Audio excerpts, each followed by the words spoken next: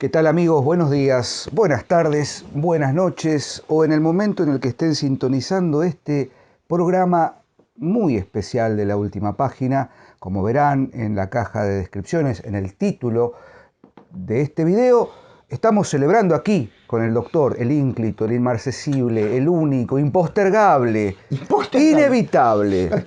Me encantó impostergable. El doctor Sebastián Porrini, tal es su nombre físico, mortal. Sí. En otras dimensiones es una suerte Claro. de manifestación, ¿no? Sí. Es el Tatágata. Sí, bueno, el gagá. ¿Cómo le va, Porrini? ¿Todo bien? Aquí estamos, Maestro. 300 programas, nota al pie, aclaramos. 300 programas oficiales, o sea, contados dentro de La este Última esquema Página. de La Última Página que sale semanalmente los lunes. Bueno, a veces sale un martes, a veces Lunes, no sale, martes. pero Claro. estamos muy felices, muy contentos. Yo por lo pronto, el otro día miraba a Sebas el primer programa, con motivo de, no me acuerdo de por qué, pero lo veía y estábamos acá, pero a 45 grados y el teléfono. Se veía eso, Sí, pero se veía, estaba como estábamos, diferente. No sé. obviamente, como siempre digo, teníamos 8 años menos, fue en el año 2018, estamos en el 2025. 7 años menos. 7 años menos, tenés razón. Yo tenía 20 kilos menos, por lo pronto. Y bueno, Doña Mila, arrugas. y empezábamos a dialogar en un tórrido verano, por eso lo grabamos en febrero. No, Sí. en febrero lo grabamos. Sí, en ¿Febrero fue? Febrero y salió recién en mayo, abril, mayo, por ahí. Sí. ¿Y quién iba a decir bueno, no voy a contar lo mismo de siempre, ¿no? Pero quién iba a decir que 7 años después íbamos a estar diciendo, bueno, llegamos a 300 programas. Podríamos haber celebrado los 250, podemos haber celebrado los 500 programas. Cuando lleguemos 300. a los 500, pero 300 tiene un valor, es la Señores, multiplicación del 100. Hay unas puertas Hay calientes. unas puertas calientes, Siguen exactamente, termópilas que pueden defender. Hay 300 programas de La Última Página que pueden defender las termópilas. Y justamente, como es necesario hacer un programa especial, y no vamos a contar la historia otra vez, que ya contamos 1000 veces, vamos a dedicar este programa de La Última Página, edición número 300, a, si me permitís, Eva, para mí, humildemente, con los pocos años que tengo en este mundo, puedo decir que al gran poeta a partir del cual comenzó la gran literatura. O sea, a partir de allí, por lo menos de tradición occidental, que es Homero. Homero, autor, poeta de Ilíada y Odisea, por lo pronto. Autor es una palabra muy moderna. Pero Fanático del Club Atlético. Sí. ¿Viste? Cuando dicen esas cosas, ¿no? Dicen poeta, Sí. actor, fanático. Militó en Claro. la juventud hesiodista. No, la juventud solonista. Solonista. Que solían cantar Hoy F, voy solo, ¿no? Claro, la marcha exactamente. solonista es una cosa muy importante. Bueno, en fin, Homero, Sebastián. Homero, el gran poeta ciego. Y bueno. Para el tema de este programa, obviamente, con Diego lo hablamos, surgieron 4 o 5 posibilidades, charlábamos, porque para nosotros es importante, es por ahí para el público, para los oyentes, para los suscriptores, es un programa más y por supuesto que los entiendo. Pero para nosotros que 7 años después, más de 7 años después, venimos haciendo este programa con cierta regularidad, todo lo que nos permite la vida tratamos de cumplirlo, es importante. El número 300, Diego decía, claro, ¿por qué estamos festejando el 300 si es un número bueno? Por esta idea de lo griego y demás, por esta idea del combate, ¿no? También, sin necesidad de embanderarse totalmente con algo, pero bueno, somos gente de convicción, de algunas convicciones, tratamos de ser amplios también en ese sentido. Como digo siempre, como decimos siempre, no, nuestro análisis no anula a otros, es decir, venimos a agregar algo más, si se puede, y el debate que tuvimos, la charla que tuvimos con Diego era decir, bueno, surgieron algunos temas, ¿no? Decíamos, retomemos. Pero Diego me dice, Seba, Homero, ¿no? De entre todos los temas, Homero. Y yo pensaba que lógica con la literatura y los dioses, que fue el número 1, Claro. dedicado a San Roberto Calazo, sobre la base de que justamente es Homero, ese señor del cual no sabemos nada y que ha traído incluso la polémica homérica, ¿no? Es decir, todo este tema de no saber, en el fondo, si fue una persona, un colegio de escritores, etcétera, no importa, se llama Homero, ¿sí? Sin lugar a dudas, lo que decía Diego, el fundador de la literatura occidental. Es decir, la guerra de las guerras, ¿no? Que posiblemente haya sido muchísimo más pequeña de lo que nos narra, él la creó así de una manera muy notable, marcando lo que debía ser la literatura y su elemento posterior, ¿no? Sus hechos posteriores, concatenados con él, ¿no? Es decir, la guerra de Troya, ¿no? En la Ilíada, que no es la guerra de Troya, porque son 49, 50 días en la guerra de Troya, una guerra que duró 10 años. El tipo, aparte, no es que tomo la Segunda Guerra Mundial y digo, bueno, vamos con Stalingrado, la batalla de las Ardenas, vamos con lo central. No, se centra en un capricho. Un capricho, 9 años han pasado de la guerra. Ahora, eso es Ahora muy lindo. claro. Vamos a pensar un poquito bueno, en eso. Y después el retorno, ¿no? El retorno de Odiseo, marcando, uno puede decir casi la gran temática de la literatura occidental. No digo a nivel mundial, porque la épica está en muchas civilizaciones, ni hablemos de civilizaciones mucho más antiguas como la China o las literaturas medio orientales, o incluso las hermosísimas literaturas sagradas de la India, el Mahabharata y demás. Pero, bueno, para nosotros la Ilíada y la Odisea son, y ni digamos para los latinos, ¿no? Que se enloquecieron con ellos. Bien. A ver, uno dice, bueno, Diego Ortega, dije, hace no más de 5 minutos, que con Homero empezó toda la gran literatura, y automáticamente me corrijo y digo, la gran literatura de tradición occidental. Por supuesto. Que por supuesto abreva, a ver, queda claro, acá podemos empezar a decir, no, bueno, vendrán algunos, como diría Cítrico, no vamos a nombrar, vayan a ver en los últimos videos de Cítrico en su canal, van a decir, no, bueno, en realidad la literatura nació en el Valle del Indo, con un poema llamado Krishkaket, que, bueno, qué sé yo, hablemos, estamos en Occidente. Algunos han visitado, por decirlo de una manera. Bueno, no quise ser porque Cítrico usó una palabra. Rectum est, ¿cómo sería? Claro, bien, bueno, recto quebrado, digamos, ¿no? Exactamente. Con cierta afectación. No aflicta. No claro, como dirían los latinos, ¿no? Ahora me estoy acordando. Claro, no es aflicta. Bueno, es exactamente lo contrario. Claro. Bueno, en fin. Digo, cuando hablamos de esto, perdón por son chistes internos, el que la casa y el que no, después si quieren busquen un diccionario latino y háganlas, o vayan a ver las dos partes de Cítrico. Pero bueno, salvando esa distancia, lo que hay en Homero, para mí, Sebas, y lo dijiste ahora así medio de soslayo, es la gran diferencia entre Ilíada y Odisea. Si ustedes leen la Ilíada y la Odisea, yo recuerdo haberlas leído en el año 2008, en el verano del 2009, ¿Con quién está, ¿verdad? Porque fue el año que tuve, ayer estaba sacando las cuentas, nos conocemos hace 17 años con Sebastián, y hace 15 que somos buenos amigos, con lo cual es mucho tiempo. Lindo, compartido, y uno de los primeros recuerdos que tengo de haber transitado los clásicos es 3 cosas. La historia de la literatura griega de Leski. No, del alemán, de Müller, que Sebastián nos mostró, que trajo el tomaco que lo habían tirado no sé de dónde, y ahí leímos a los grandes trágicos, ¿no? La parte teórica. Segundo libro, Los griegos de Quito, capítulo 5, dedicado a Homero. Y por supuesto, la cuestión homérica es Ilíada y Odisea. Y haberlo leído, y Sebastián nos decías,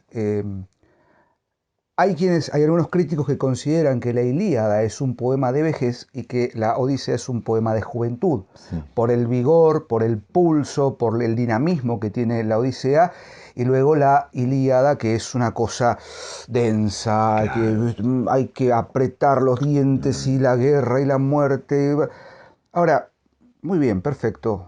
Más allá de que se haya compuesto uno antes, otro después, que haya habido algún canto añadido por exégetas críticos, que yo, el canto 10 de la Ilíada, ¿no? Esa expedición al campamento, el Dolón y que Sí. lo ejecutan y no sé cuánto. Bueno, El catálogo de las el naves. catálogo de las naves, que hubo algún crítico que se encargó de medir el estrecho en la bahía. Que dice, puede ser que no hayan entrado tantas naves. El bueno, libro se llama En torno a la Ilíada. hay algo que se trabajo. llama verosimilitud en literatura, que bueno, justamente, bueno, Si yo digo que los 300 están en esta habitación, sí, es imposible, pero me bueno, explico metafóricamente, a puede ver, serlo. todo Claro. esto y este tránsito, hace 17 años, cuando leí por primera vez la Ilíada y la Odisea, hoy vengo y digo, recién dijiste, ¿no?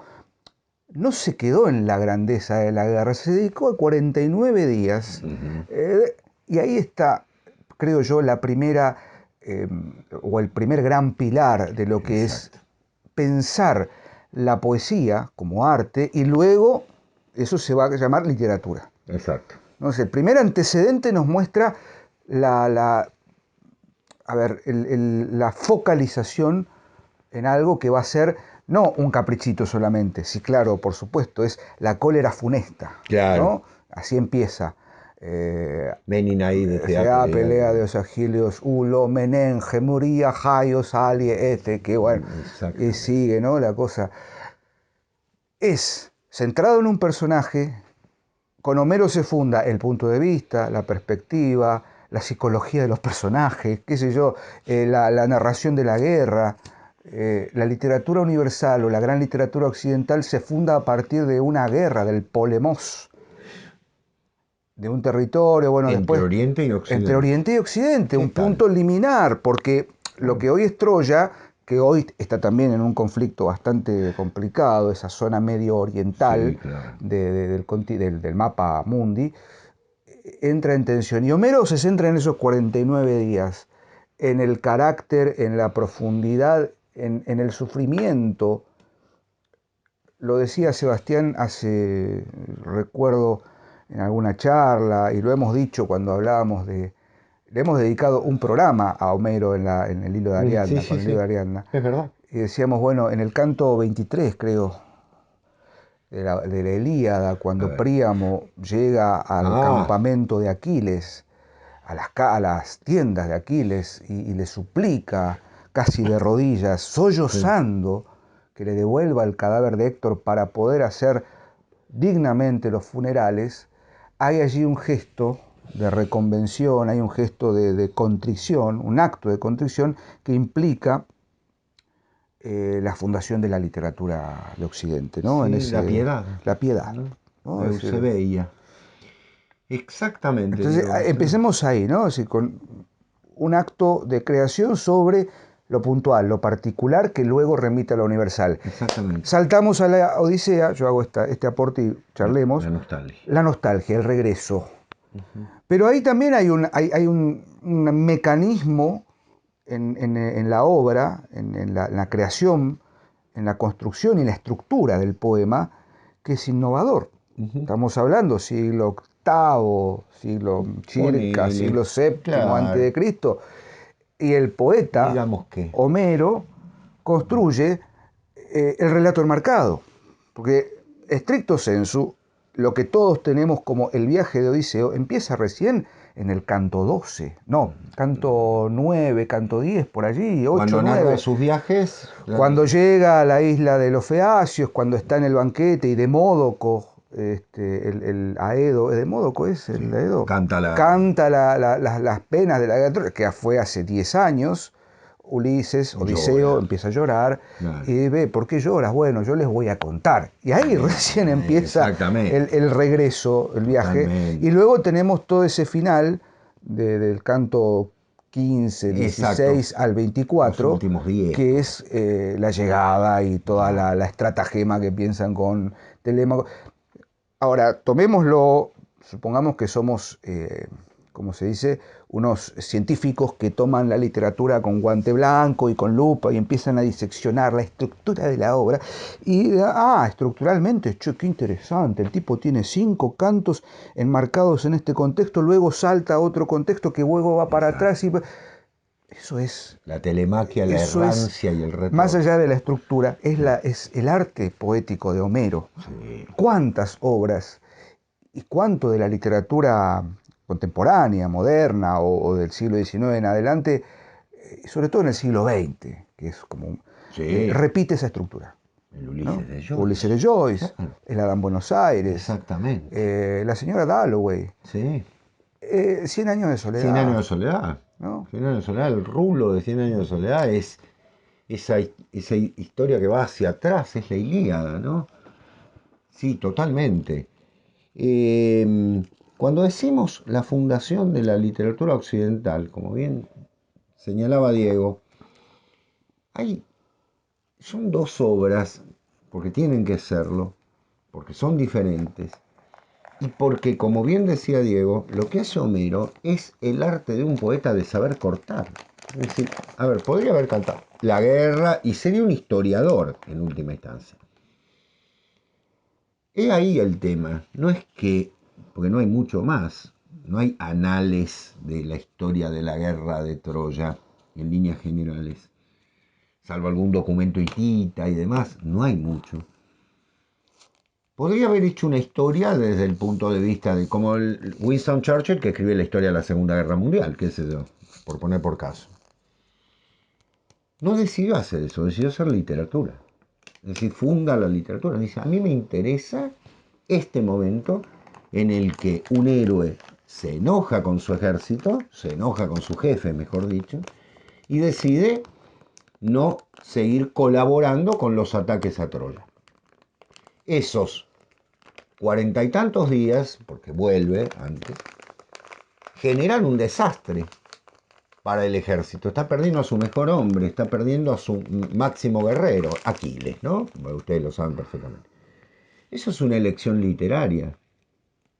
Es decir, podría perfectamente haber hablado de, incluso no termina, y lo dijimos en el programa que le dedicamos, no termina con el fin de la guerra, para nada. No es que cae Troya, ¿no? Ni siquiera hasta el caballito, no, nada. Claro, exactamente. Eso me demuestra cuando alguien lo leyó y no lo leyó. En segundo lugar, no es que la Odisea es la segunda parte, entonces la guerra continúa. No, otra vez. ¿Qué hace Homero? Es un poeta. Entonces, ¿qué está mirando? Es un gran creador. ¿Qué está mirando? Las vicisitudes que va a pasar un héroe para retornar a su patria, ¿no? Y esas vicisitudes son el camino de regreso que va a ser llamado el nostos. El nostos, que es el símbolo del regreso para toda la literatura, al menos occidental. Volver a la patria. Pero volver no se vuelve como se fue. Mucho más Odiseo, 20 años, ¿no? Imagínense, ni físicamente es el mismo. Pero tampoco es el mismo psicológicamente, espiritualmente, culturalmente. Ha visto otra civilización, ha recorrido el mundo conocido en ese momento, ha visto otras organizaciones sociales, políticas, culturales, etc. Él vuelve a su patria, a esa isladita que hoy en día uno la busca en Grecia y realmente es la nada misma, ¿no? Pero fundó los temas de la literatura occidental. ¿Y lo hizo de qué manera?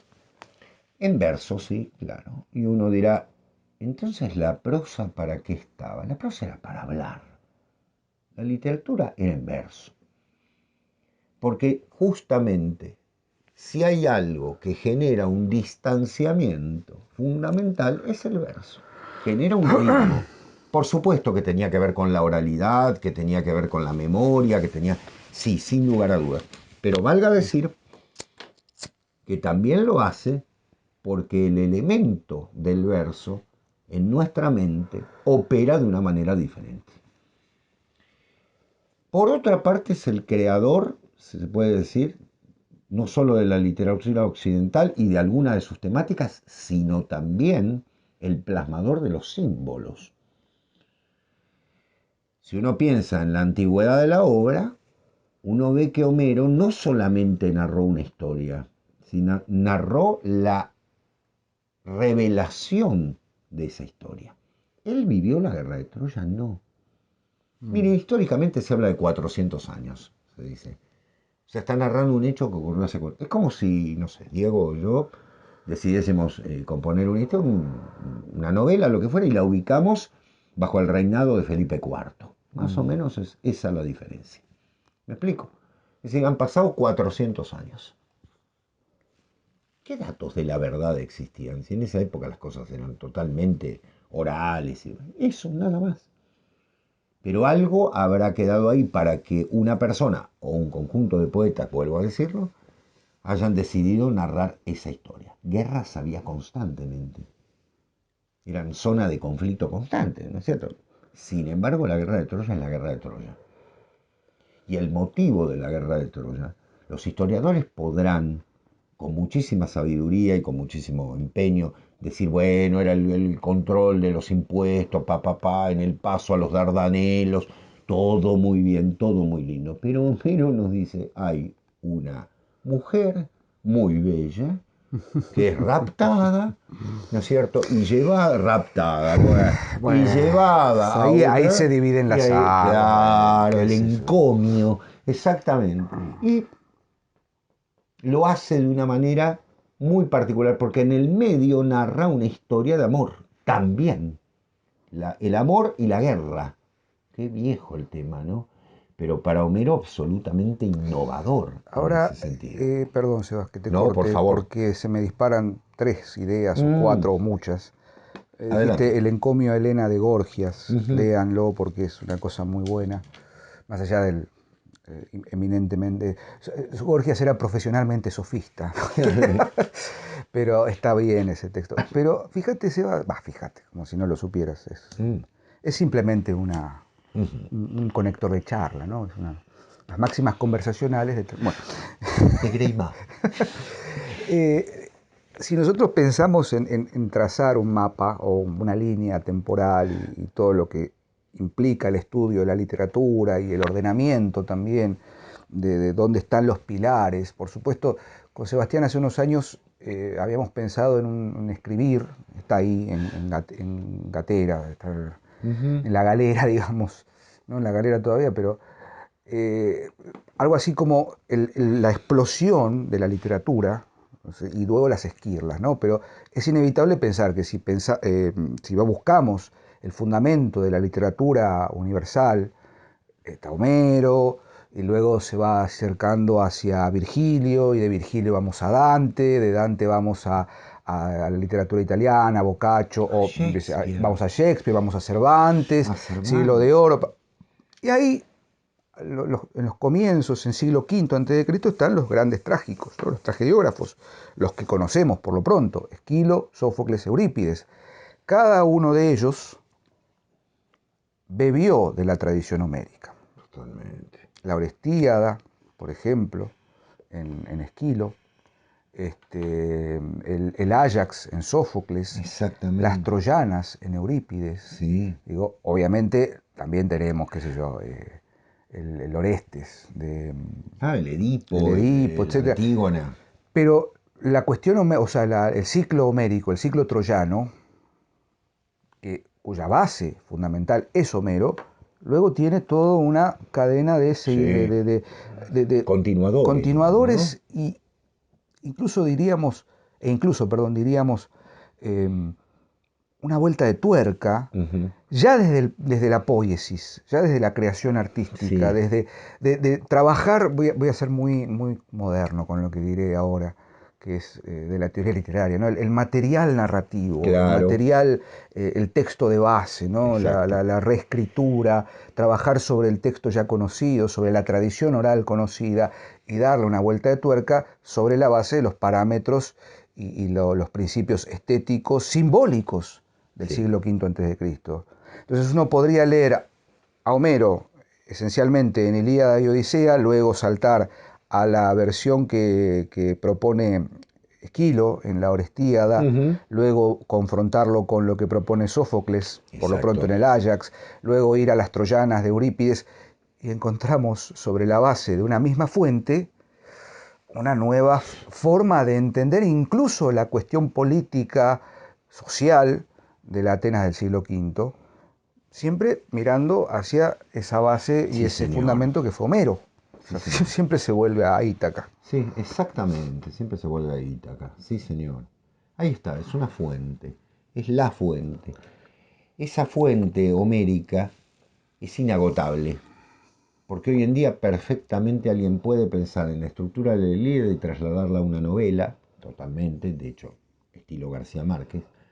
Uno puede pensar en la Odisea y trasladarlo a una novela, el Ulises de Joyce, por citar dos ejemplos, ¿no? Está lleno.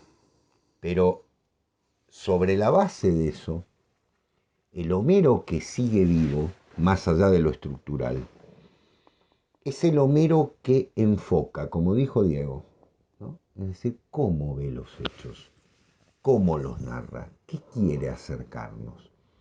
Detrás de la guerra de Troya podría haber hablado, y están las aristías, ¿no? Es decir, los momentos culminantes, los highlights, ¿no? Qué pegado que está por Rilke. Totalmente. De cada héroe, ¿no? Diomedes, el mismo Odiseo, Agamenón, Menelao, ¿no? Héctor, Áyax. Cada uno va a aparecer en un momento como centrado, como en una película en la que vemos, de pronto seguimos a uno de los protagonistas, uno de los personajes, porque toman centralidad. Fíjense, estoy hablando cinematográficamente, porque el cine es movimiento. Claro, se mueve, ¿sí? Kínesis, claro, ¿sí? Claro, es decir, uno podrá llenar una sala, pero realmente el arte es otra cosa. Y valga decir, en este sentido, la genialidad de Homero de haber sabido seguir al héroe en ese momento, porque esa es la focalización, pero centrado en ello, no olvidar que son seres humanos. Ahí está el tema. Uno que dice, yo recuerdo sobre todo mis alumnas de profesorado me decían, a mí me gusta más la Odisea, es más, claro, uno ve al héroe más paterno, más, entiendo, más fiel a la esposa, ¿no? La búsqueda, el retorno y demás. Y en la guerra de Troya, bueno, obviamente ve guerreros. Y uno piensa en Aquiles y piensa en una máquina de guerra. Sí, es verdad, es una máquina de guerra. Pero también Aquiles es un hombre que llora. ¿Y cómo? ¿No? Sus enojos tienen que ver porque, bueno, se le ha quitado algo y luego se le quitó el ser que más amaba.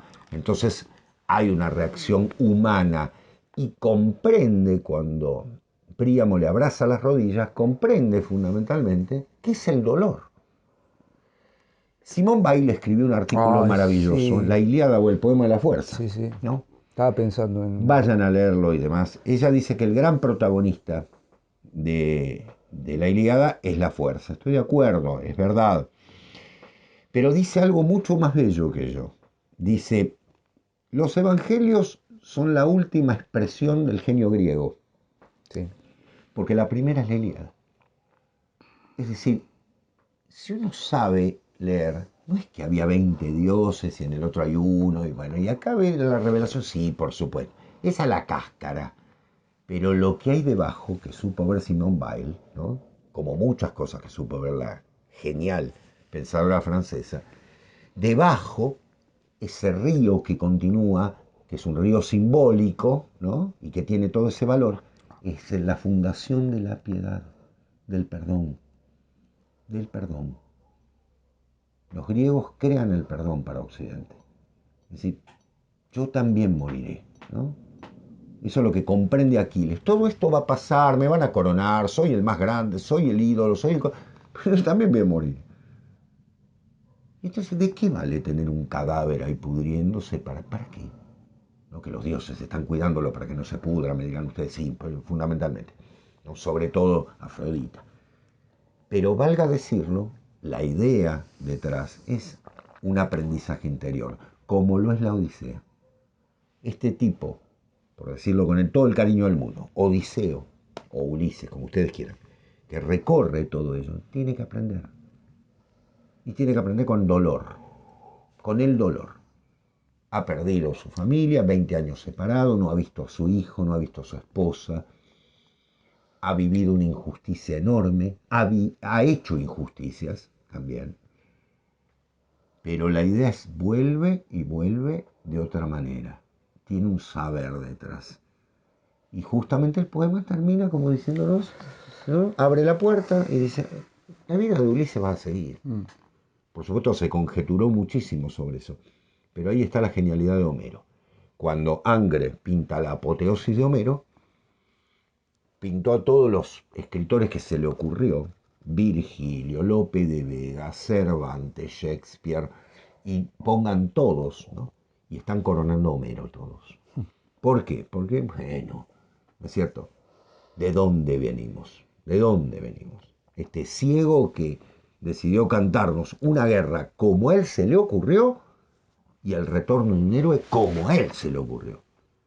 Sobre la base de algo que es fundamental, los dos elementos claves de la vida, ¿no? El dolor que lleva al conocimiento y la piedad, la base de todo un pensamiento occidental. Claramente, como bien señala Sebastián, hay conjeturas, miles, hay bibliotecas enteras. Se me ocurre ahora pensar, Sebas, un peloteo de títulos, obras para sobre acercarse sobre Homero, sobre ese mundo. Sebastián mencionaba la Ilíada o el poema de la fuerza de Simone Weil. Yo pienso en la Ilíada de Irene Bespalov. Sí. Pienso en el mundo de Odiseo de Finlay. De Finlay. Pienso en los poemas de Homero de Kirk. Los poemas de Homero de Kirk. Pienso, por supuesto, en la historia de la literatura griega, Alvin Lesky y, por supuesto, Müller, Sí, Karl señor. Müller. Pienso también en nuestro Leopoldo Lugones. Leopoldo Lugones. La Dama de la Odisea. Pienso en la cantidad enorme de helenistas argentinos que han dedicado grandes textos y grandes traducciones a los clásicos. Ahora me viene Diego, Claudia don Márcico, Alfonso Reyes. Bueno, Claudia Márcico. ¿Cómo se llama? Los muchachos, la tropa de Leandro Pinkler, Castelo, Pablo Caballero, Andrés Racket, bueno, en fin, una cantidad enorme grandes helenistas argentinos. Macialino, Lorenzo Macialino y toda su tradición. La enorme escuela de traductores de la Universidad de La Plata, de la Universidad de Buenos Aires, de la Universidad de Córdoba, de la Universidad Nacional del Sur en nuestra provincia de Buenos Aires, en la ciudad de Bahía Blanca, la Universidad Nacional de Cuyo, la Universidad Nacional de Tucumán, que nombro algunas en las que hubo grandes helenistas. Sí. Bueno, Alfredo Fraschini. Bueno, ¿no? Claro. Y así podríamos seguir largamente una lista de Guillermo Tille, señores, muy bien. En algún momento habría que hacer un programa. ¿Cómo se llama el otro alemán? El de Sócrates, Conrado Egerslang. Pero no era alemán. Era argentino, pero... Mondolfo. Rodolfo Mondolfo, el italiano. Por favor, Qué grande Castoriadis, Cornelio Castoriadis, La ciudad y las leyes, esos dos tomos espectaculares. ¿Qué hace a Grecia? ¿Qué hace a Grecia? Pierre Bernard, Vidal Naquet, Carlos García Gual, qué sé yo, se me están quedando afuera un montón. Maestros, bueno, el maestro García Gual también. García Gual, qué sé yo, Cecil Boura, Historia de la literatura griega, el traductor le dedican un artículo de Esquilo y el creador de la tragedia es de Murray. Gilbert Murray. En fin, una cantidad de textos que se me vienen así. Gilberto Murray. Hay tanto para bueno, por supuesto, Quito, por supuesto. El libro de Quito. El libro de Quito es bellísimo. Los griegos de Quito. Hablamos de él, le hicimos un programa. Sí, junto con Fustel de Coulanges. Fustel de Coulanges, Numa Dionisio Fustel de Coulanges. Digo, ahí tienen un panorama. De algún modo, estos 300 programas de la última página que empezó, Son la una última glosa, página, Homero. empezó allá por el 2018 con la literatura y los dioses, y Ujú. no por nada terminamos leyendo un fragmento, el final del ensayo La literatura y los dioses de Calazo, en el que se recuerda ese Sí. dedo que señala la cabeza Orfeo. Orfeo, y Ujú. cómo el dedo que señala y el escriba que anota, Apolo. Apolo, ¿no? Que ahí se funda toda la literatura.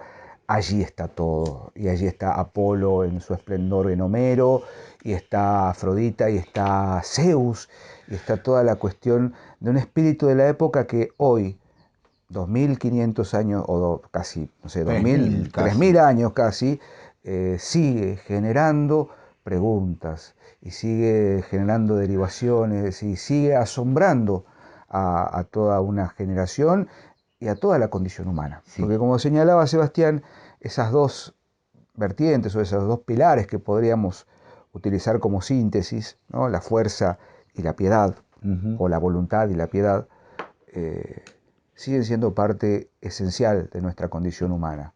Sea cual fuere el lugar en el que nos estemos ubicando, la tradición, hay algo allí que funda el sentido y la complejidad del ser humano, ¿no? Sí, señor. Hay análisis de Homero desde el punto de vista que ustedes quieran. Político, histórico, psicoanalítico, simbólico, sociológico, económico.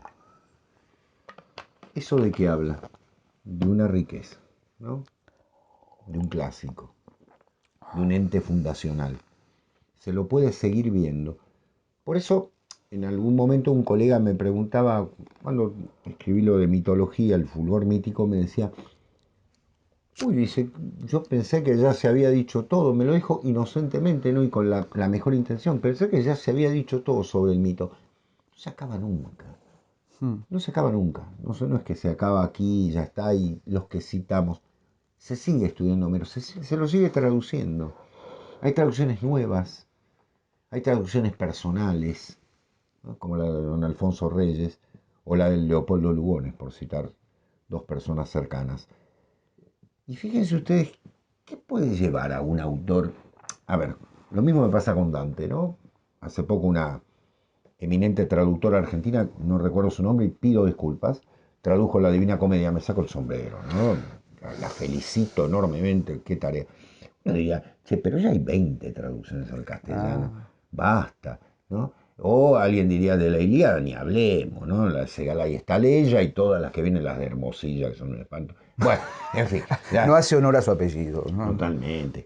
Pero uno diría, ya hubo grandes helenistas de renombre que y sin embargo, cada tanto alguien toma la Acá- lapicera y empieza, vuelve a traducir, porque como hizo Borges con este Pierre Menard, autor del Quijote, solamente ponerse a pensar en el texto es ya plantearse una temática en torno de una visión 3000 años después, donde hay algo que tal vez un término que va a ser adecuado hoy en día de esta manera. Usted me dirá, entonces lo adecuan al momento. Y la traducción también tiene que pasar por ese lado, ¿por qué no?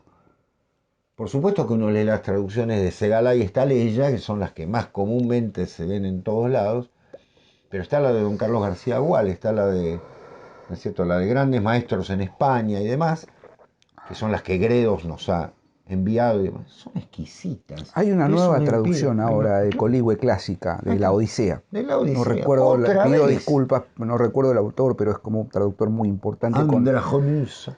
¿No? así que es inagotable, Sin como es inagotable la agotable. última página, ¿no? Totalmente, gracias a Dios.